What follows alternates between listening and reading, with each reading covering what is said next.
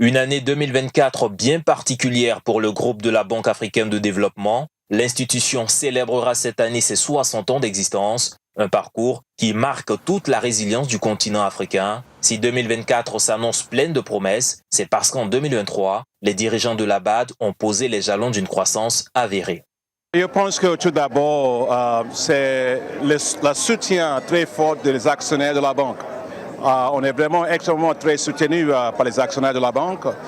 Comme il avait dit, nous avons eu une augmentation de la capitale de la banque en 2019 où la capitale de la banque a été augmentée par 150%.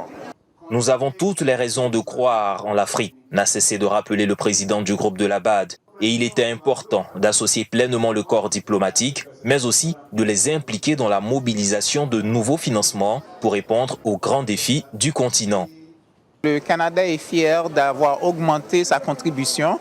D'ailleurs, le Canada fait partie des principaux contributeurs hors Afrique à la BAD. Pour nous, c'est un partenariat gagnant-gagnant, mutuellement bénéfique entre le continent africain et le Canada parce que lorsque le continent va bien, c'est le monde qui va bien. C'était l'occasion de passer en revue l'ensemble des réalisations de la banque qui sont exceptionnelles et formidables pour le continent dans son ensemble.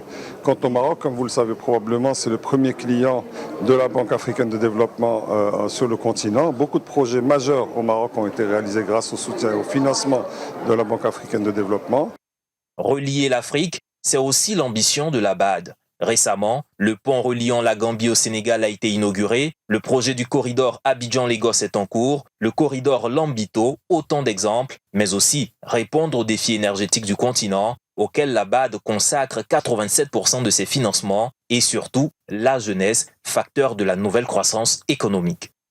Comme je vous avais dit, nous sommes en train maintenant de lancer ce qu'on appelle banque d'investissement pour l'entrepreneuriat de jeunes, qui seront les institutions financières complètement nouveaux, qui vont développer les écosystèmes complets pour soutenir les idées des jeunes d'Afrique, parce que moi, je crois beaucoup dans les jeunesse africains. La Banque africaine de développement a été élue meilleure banque de développement multilatérale en 2022 et première institution la plus transparente au monde.